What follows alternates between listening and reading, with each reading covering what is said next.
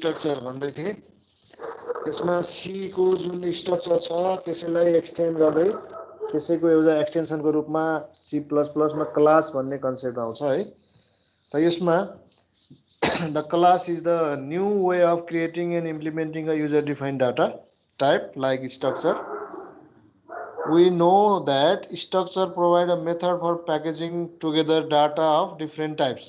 जुन C language मा हामीले स्ट्रक्चर भित्र डिफरेन्ट टाइपको डाटाहरूलाई सँगसँगै प्याक गरेर डिफाइन गर्न सक्छौं as a heterogeneous data type मा टुल जुन यो C language मा डिफाइन थियो है। अब जब हामीले टाइप डिफाइन गरिसक्यौं, डिफाइन गरिसकेपछि चाहिँ त्यसपछिको काम भनेको normally similar built in data type जस्तै हामीले भेरिएबल क्रिएट गर्न सक्छौं, एक्सेस गर्न सक्छौं, जुन कुरा अगाडि एक्जाम्पलमा हेरियो। अब C++ मा र C मा स्ट्रक्चर क्रिएट गर्दाखेरि यो केही पोइन्टहरु नोट गरौँ। यो स्ट्रक्ट भन्ने किवर्ड जुन छ, यो स्ट्रक्ट भन्ने किवर्ड C ल्याङ्ग्वेज मा डेफिनेसन को अगाडि आउँथ्यो भेरिएबल डिक्लेरेसन।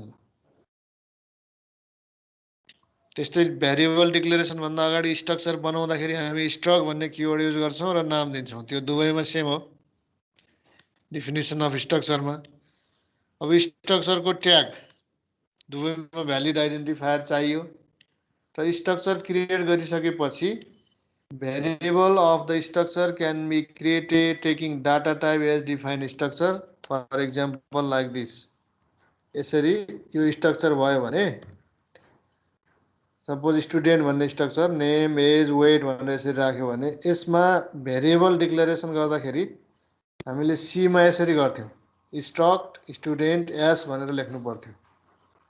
C++ मा आएर के भयो, यो स्ट्रक्ट भन्ने वर्ड लेख्नु परेन, अलि सजिलो भयो, स्टुडेन्ट मात्रै लेखे पुग्यो। अब यसको टाइप भनेको स्टुडेन्ट भयो। यो एउटा मात्रै चेन्जेस अहिलेसम्म हामीले पढेको, यो भन्दा अगाडि स्ट्रक्चर पढ्दाखेरि जे पढ्यौं त्यसमा यो एउटा चेन्जेस देखेका छौं। अब अरु चेन्जेसहरु, अब the standard C does not allow the struct data type to be treated like built in data type. For example यो एउटा स्ट्रक्चर भयो, कम्प्लेक्स नम्बर भनेर रियल र इमेजिनरी डिफाइन गर्यौं। यो भित्र डिफाइन गरे अनुसार हामीले struct complex C1 C2 C3 यसरी डाटा यसको भेरिएबलहरु C1 C2 C3 डिफाइन गर्यौं भने यो C ल्याङ्ग्वेज को कुरा है। अनि यसमा हामीले यो जुन C1 C2 C3 ले सिधै C1.real C1.imaginary C2.real C2.imaginary भनेर यसरी डाटा त एक्सेस गर्न पाउँछ डाइरेक्टली युजिङ डट अपरेटर। तर यसलाई अरु म्याथमेटिकल अपरेसनमा डाइरेक्टली एप्लाई गर्न मिलेन। यसरी C3 = C1 + C2 गर्न दिस इज इलिगल, किन यो प्लसलाई यसले चिन्दैन। यो स्ट्रक्चर भेरिएबलमा डाइरेक्ट प्लस एप्लाई गर्दाखेरि चिन्दैन। त्यही भएको हुनाले यहाँ फंक्सन लेख्नु पर्थ्यो। अघि हामीले सम गर्नलाई P1 + P2 भनेर सिधै लेख्न सक्दैनौं। त्यो C++ मा पनि केही नगरेसम्म डाइरेक्टली लेख्न पाइदैन, C मा पनि पाइदैन। C मा त त्यसलाई हामीले अरु अपरेटरलाई यो प्लसलाई डाइरेक्ट युज गर्ने गरी केही पनि गर्न सक्दैनौं, फंक्सन मात्रै गराउन सकिन्छ एड गर्नलाई। तर C++ मा यही कुरालाई अलिकति इन्हान्स गरेको छ। ठीक छ। यसमा data hiding is not permitted in C। त C ल्याङ्ग्वेज मा यो डाटा हाइडिङ को कन्सेप्ट जुन छ यो छैन। स्ट्रक्चर बनाए पनि स्ट्रक्चर भित्र भएका सबै भेरिएबलहरुलाई डाइरेक्टली बाहिरबाट डट अपरेटर युज गरेर भेरिएबलले सिधै एक्सेस गर्न पाउँछ। So all the members in the structure are public by default C मा। त C++ मा पनि बाइ डिफल्ट पब्लिक नै हुन्छ, त्यसमा केही पनि फरक हुँदैन। तर C++ मा हामीले अलिकति त्यसको चाहिँ अब्जेक्ट ओरिएन्टेड प्रोग्रामिङ को फिलोसफीलाई एप्लाई गर्न सक्छौं स्ट्रक्चरमा।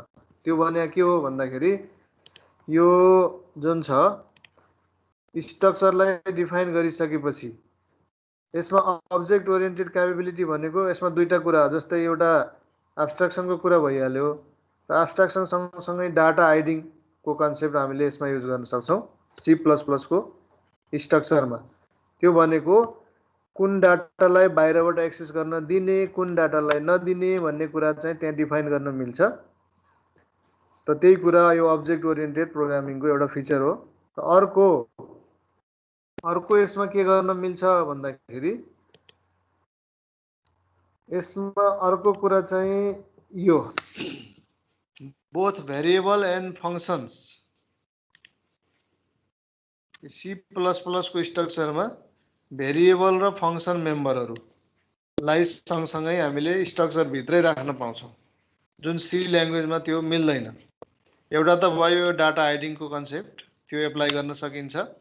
डाटा हाइडिङ भन्ने बित्तिकै यो प्राइभेट गराएर राख्ने हो। मेम्बरहरूलाई प्राइभेट गरायो भने बाहिरबाट एक्सेस हुँदैन, प्राइभेट गरेन भने बाहिरबाट सिधै डट अपरेटरले एक्सेस गर्न सक्छ। त्यो एउटा डाटा हाइडिङको कन्सेप्ट। अर्को यो भेरिएबलहरू जुन छ र फंक्सनहरू दुवैलाई हामीले स्ट्रक्चर भित्र राख्न सकिन्छ। जस्तै एड गर्ने एउटा फंक्सन लेख्नु पर्यो, अघि पोइन्टको लेखे जस्तै फंक्सन लेख्नु पर्यो भने त्यसलाई हामी सिधै स्ट्रक्चर भित्र राख्न सक्छौं फंक्सनलाई पनि। हो त्यसलाई भनिन्छ के भन्दाखेरि इन्क्याप्सुलेसन। अब यो इन्क्याप्सुलेसन विथ स्ट्रक्चर भन्ने बित्तिकै there may be two types of member function, that means data member and member function. अब यहाँ C++ को स्ट्रक्चरमा यो दुईटा खालको मेम्बरहरू राख्न सकिन्छ।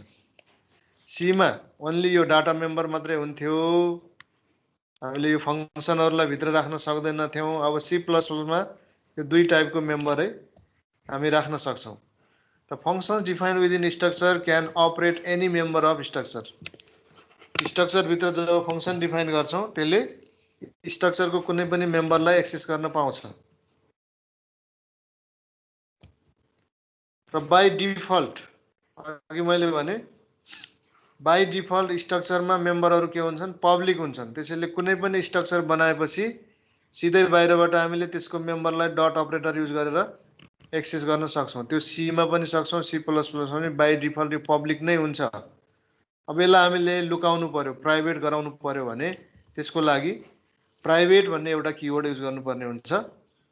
र जुन डाटा टाइपहरुको डिफाइन गर्दाखेरि हामीले प्राइभेट भित्र डिफाइन गर्छौं तिनीहरू प्राइभेट मेम्बर हुन्छन् जसलाई बाहिरबाट डाइरेक्टली एक्सेस गर्न पाइदैन, तर भित्रबाट यो मेम्बर फंक्सनहरूले त्यसलाई एक्सेस गर्न पाउँछ।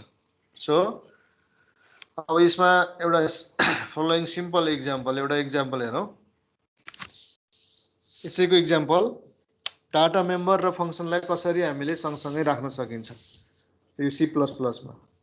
यो अघिको जस्तै सेम स्ट्रक्चर ल यहाँ कोअर्डिनेट भनेर एउटा स्ट्रक्चर बनायो र यो कोअर्डिनेट भन्ने स्ट्रक्चर भित्र यो x र y यो दुईटा डाटा मेम्बर यहाँ छ। यसलाई यहाँ प्राइभेट भनेर लेख्यौं, ठीक छ। प्राइभेट गर्नुको अर्थ के हो भन्दाखेरि यो दुईटा x र y लाई हामीले बाहिरबाट एक्सेस गर्न पाइदैन, डाइरेक्टली बाहिरबाट एक्सेस गर्न पाइदैन। अब यसलाई बाहिर भनेको स्ट्रक्चर भन्दा बाहिरबाट, स्ट्रक्चरको डेफिनेसन भित्र पाइयो, बाहिर चाहिँ पाइएन। अब पब्लिक मा यहाँ चाहिँ फंक्सनहरू बनायो, यो पब्लिक भनेर लेखेका मेम्बरहरू बाहिरबाट एक्सेसिबल हुन्छन् भनेपछि भेरिएबलले यसलाई कल गर्न पायो, रिड भन्ने फंक्सनलाई।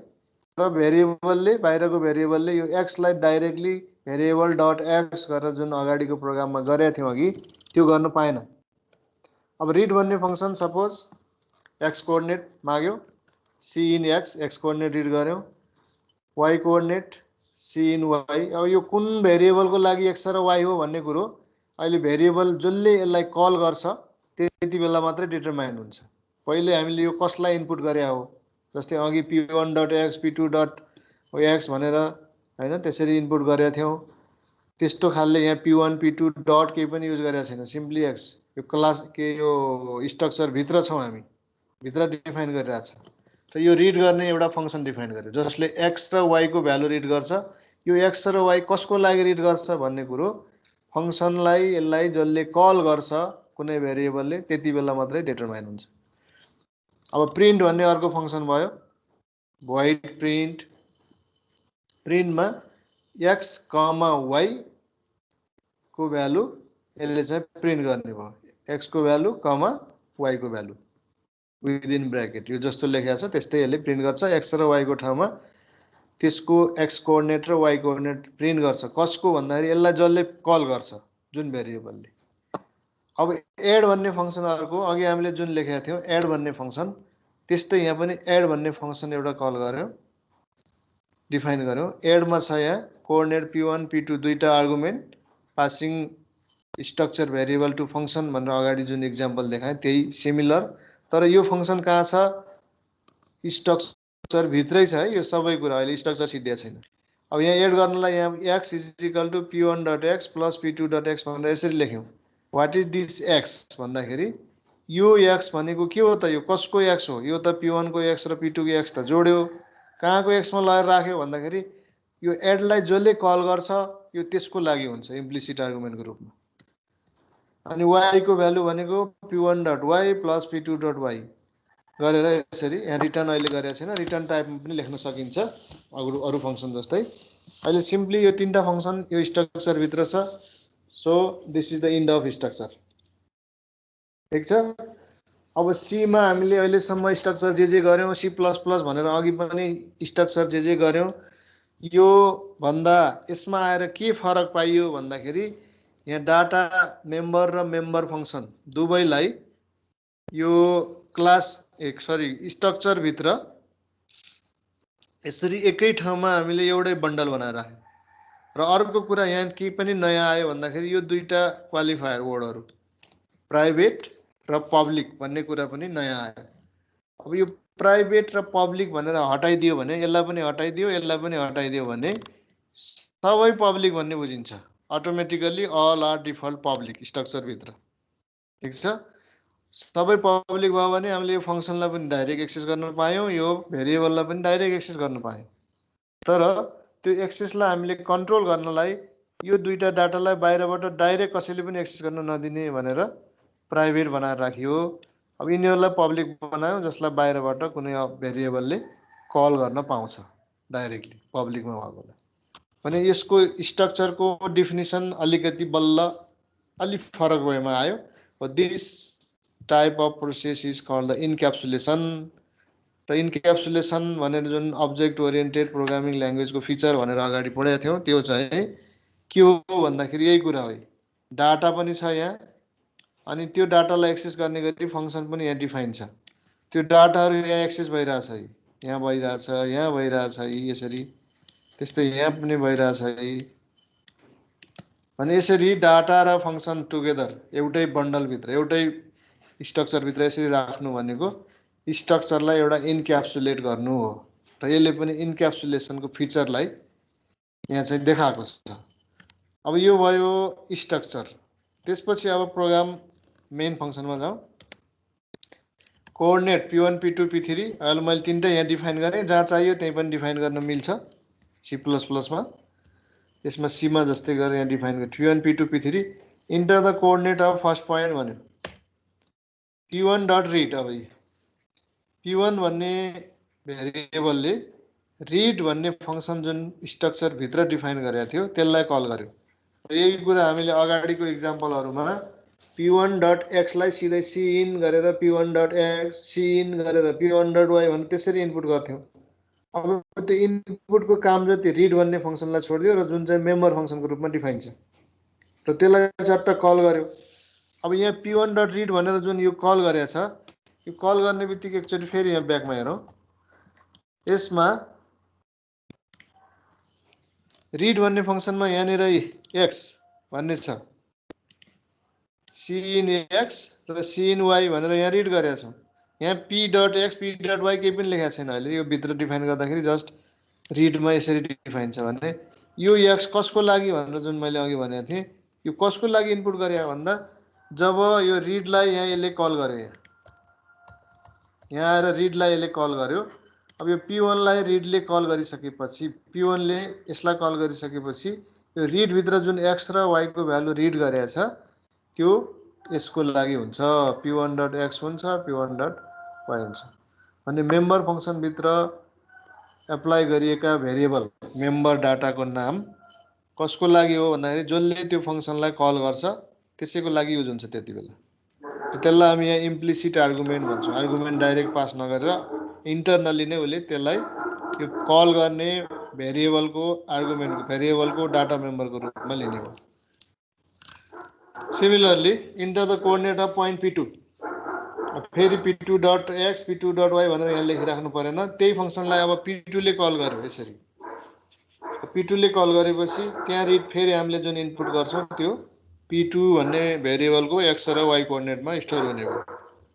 P1 र P2 को भ्यालु यहाँ हामीले रिड गर्यौँ। यसरी रिड गरिसकेपछि अब सी आउट त्यसको output P1 is equal to भने P1 डट प्रिन्ट। अब प्रिन्टलाई कल गर्यो भने प्रिन्ट भित्र हामीले एक्स वाई कोअर्डिनेट त्यहाँ प्रिन्ट गरेका छौँ फङ्सनमा।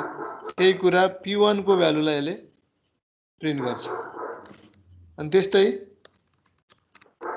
P2 equal to P2 dot print P2 को भ्यालुलाई यसले प्रिन्ट गरिदिने हो।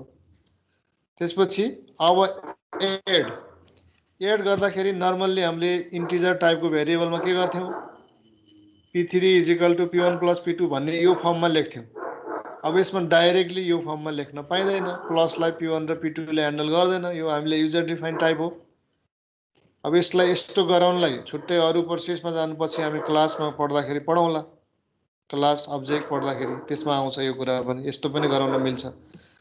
अब यसमा अहिले हामीले जस्ट फङ्सन एड भनेर लेखेका छौँ P1 P2 P1 र P2 अघि जस्तै एड पोइन्ट भन्ने फङ्सनमा पास गरे जस्तै आर्गुमेन्ट पठाइयो र यो P1 र P2 को भ्यालु एड गरेर फङ्सनमा एक्समा एसाइन गरेको थियो। त्यो भनेको P3 को लागि एक्स भयो अनि वाईमा एसाइन गरेको थियो। त्यो भनेको P3 को लागि वाई भयो। र यसले P1 र P2 लाई एड गरेर यो जुन फङ्सनले यहाँ कल गरेको छ है यो कल गरेको फङ्सनमा त्यसको सम एसाइन गरिदिन्छ। त्यसपछि अब यसको आउटपुट हेरौँ P3 is equal to P3 भनेको P1 र P2 को सम हो। अब यो सम कल एड कल गरिसकेपछि दिस इक्वल टु फेरि त्यहाँ पनि यसको भ्यालु छुट्टा छुट्टै डिस्प्ले गर्नु परेन। त्यही प्रिन्ट भन्ने फङ्सन हामीसँग छँदैछ। मेम्बर सिधै P3 डट प्रिन्ट भनेर कल गर्ने। यसले त्यो भ्यालुलाई प्रिन्ट गरिदिन्छ। यो simple example for encapsulation with structure. स्ट्रक्चरलाई हामीले इन्क्याप्सुलेसन गर्ने भन्यो त्यसको लागि यो एउटा सिम्पल प्रोग्राम। अब यसले के गरेछ भन्दाखेरि एउटै स्ट्रक्चर भित्र data member as well as member function दुवैलाई डिफाइन गरेर राखेको छ।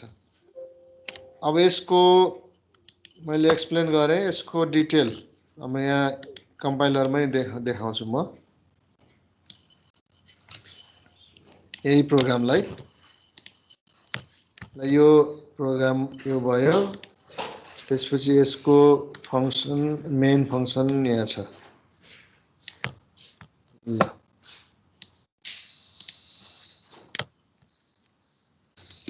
यो देखिन्छ हैन?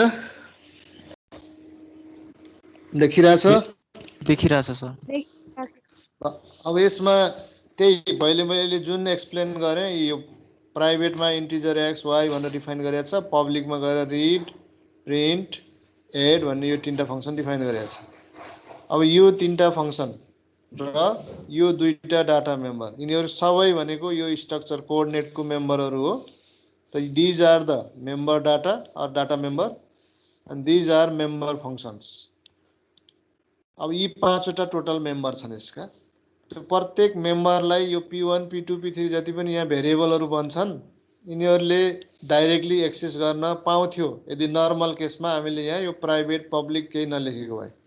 तर यहाँ प्राइभेट लेखेको हुनाले अब यिनीहरूलाई चाहिँ एक्सेस गर्न पाउन्न। मात्र यिनीहरूलाई मात्र एक्सेस गर्न पाउँछ यो फङ्सनलाई बाहिरबाट यो भेरिएबलहरूले। त्यही आधारमा यो P1 dot read P1 dot read अनि P1 डट प्रिन्ट भनेर यसरी हामी कल गरेका छौँ। र P3 एड P1 P2 अनि P3 डट प्रिन्ट भनेर यसरी। अब यसलाई यहाँ कम्पाइल गरेर हेरौँ।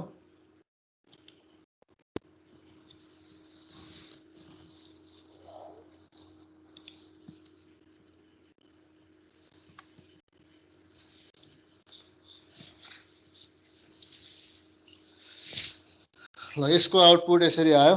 Enter the coordinate of first point जुन यहाँ डिफाइन छ। Enter the coordinate of first point first पोइन्टको कोअर्डिनेट अब यसमा इन्टर गर्दै दिए पनि हुन्छ, डाइरेक्ट यसरी स्पेस राखेर दिए पनि। ल 45 स्पेस 60 यो फर्स्ट पोइन्टको यहाँ एक्स कोअर्डिनेट भनेको छ है। एक्स कोअर्डिनेट भनेपछि एउटा भ्यालु मात्र एकचोटि दिउँ। फेरि वाइ कोअर्डिनेट भनेको छ 60 ल यसरी दिउँ। एकैचोटि भएको भए एकैचोटि दिन पनि सकिन्छ एउटा स्टेटमेन्टमा। ल यो फर्स्ट कोअर्डिनेट पोइन्ट। अब सेकेन्ड कोअर्डिनेट पोइन्ट आयो, P2 को भ्यालु माग्यो। P2 को ल मैले 20 र वाइ कोअर्डिनेट भनेको 50 भनेर एसाइन गरेँ। ठिक छ, यो अहिलेसम्म हाम्रो यो इनपुट P1.read र P2.read मा यो भ्यालु हो।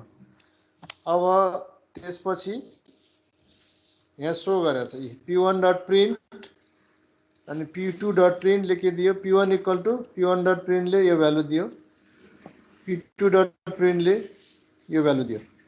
हामीले जे इनपुट गरेका थियौँ त्यही दियो। P3 is equal to P1 plus P2 this equal to, अब यो दुईटालाई एड गर्यो, x कोअर्डिनेट एड गरेको छ, y कोअर्डिनेट एड गरेको छ। यसरी त्यही कुरा अघि हामीले पोइन्ट भनेर जुन एडिसनको कुरा गरेका थियौँ त्यही कुरालाई फङ्सनहरूलाई यो सिधै स्ट्रक्चर भित्रै राखेर भेरिएबलले फङ्सन कल गरेर अनि त्यसपछि डाटा एक्सेस गरेको छ र डाटालाई डाइरेक्ट एक्सेस दिएको छैन। अब डाइरेक्ट एक्सेस गर्यो भने के हुन्छ, जस्तै इक्जाम्पलको लागि मैले यहाँनिर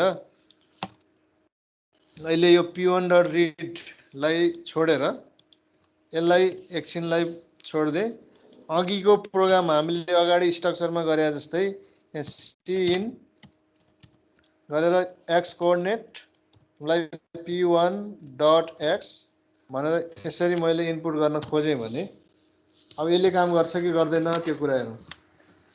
यस्तै गरे हो अगाडिको प्रोग्राममा त होइन। P1.x हामीले इनपुट गर्यौँ, फेरि y कोअर्डिनेटमा P1.y भनेर इनपुट गरेका थियौँ, एक्स कोअर्डिनेट y कोअर्डिनेट।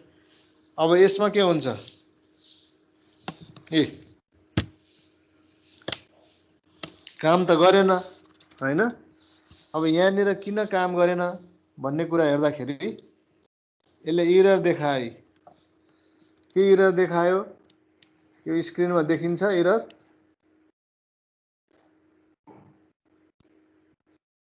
यस सर। के भनेको छ?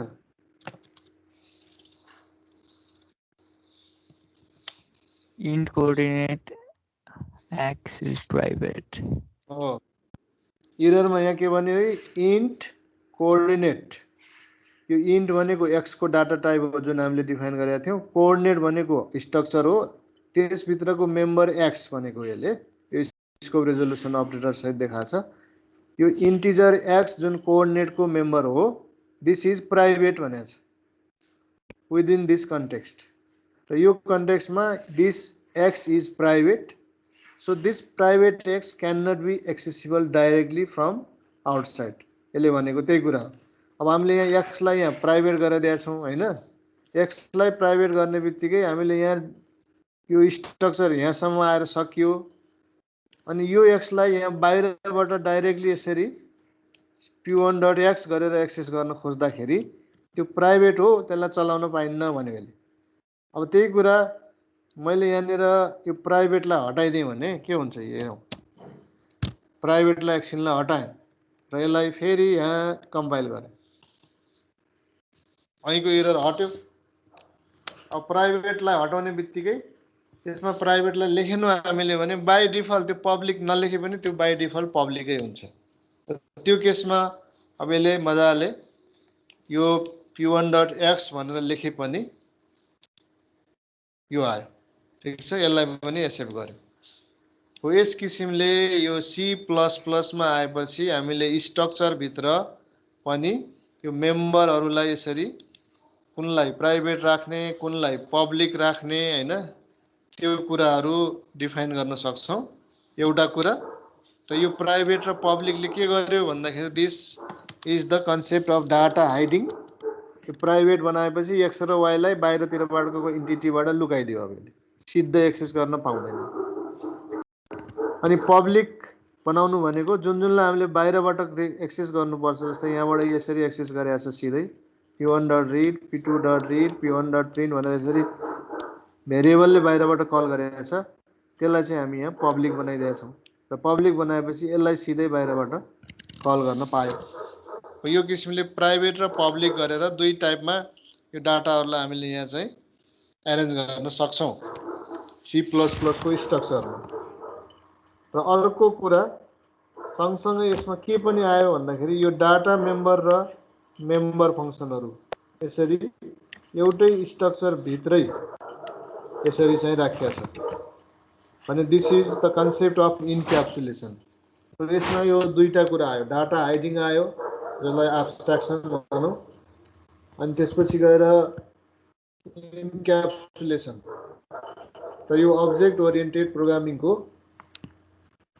बेसिक फिचरहरू थियो त्यो फिचर मतलब आउने यी कन्सेप्टहरूलाई C++ मा स्ट्रक्चरले पनि सपोर्ट गर्छ, ह्यान्डल गर्छ। So C structure have been extended to support the object oriented philosophy in C++ भनेर भनेको कुरा त्यही हो। ठिक छ, यो C++ मा हामीले यस किसिमले स्ट्रक्चरलाई गर्न सक्छौँ। अब यो कन्सेप्ट बहु सेम कन्सेप्ट केमा लागु हुन्छ, क्लासमा लागु हुन्छ, क्लास र अब्जेक्टमा लागु हुन्छ। अब हामीले त्यति बेला यो स्ट्रक भन्ने किवर्डलाई क्लास भन्नेले रिप्लेस गर्छौँ, यतातिर आएर यो अरू सबै सेम हुन्छ, जम्मै कुरा सेम हुन्छ। अब यसको नामलाई हामीले यहाँ अब भेरिएबल भनेर स्ट्रक्चरको केसमा अब क्लास भन्ने टर्म युज गरेपछि, क्लास भन्ने डाटा टाइप युज गरेपछि त्यहाँ भेरिएबल भन्दैन, त्यसलाई गएर अब अब्जेक्ट भनिन्छ। र अब्जेक्ट र क्लास, भेरिएबल र स्ट्रक्चर यो दुईटा टर्मिनोलोजी। जहाँ स्ट्रक्चर हामी युज गर्छौँ त्यति बेला भेरिएबल भन्छौँ, जहाँ क्लास भनेर युज गर्छौँ त्यहाँ त्यसलाई गएर अब्जेक्ट भन्छौँ। यो भन्ने टर्मिनोलोजी फरक छ। तर यो कोअर्डिनेट भन्ने स्ट्रक्चरको एउटा इन्स्टेन्स P1 हो, अर्को P2 P3 यिनीहरू भनेको यसबाट क्रिएट गरेका इन्स्टेन्सहरू हुन्, जसलाई यहाँ भेरिएबल भनियो। त्यही कुरा भोलि यसलाई हामीले क्लास बनाउने हो कोअर्डिनेटलाई भने त्यति बेला चाहिँ यो कोअर्डिनेट भन्ने क्लासको P1 P2 P3 यसरी क्रिएट गरेको दिज आर द अब्जेक्ट भनिन्छ त्यहाँ गएर। अब त्यो अब्जेक्ट के हो, कसरी बनाउने, के गर्ने भन्ने कुरा अब यसपछि नेक्स्ट क्लासमा पढौँला है। आज यतिकै गरौँ, टाइम पनि सक्यो।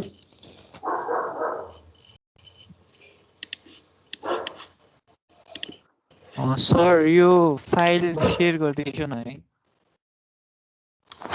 यो फाइल हुन्छ, म यो कम्प्लिट छैन, थोरै छ अहिले, अलि सबै यो च्याप्टरको कम्प्लिट गरेर हालिदिन्छु एकैचोटि।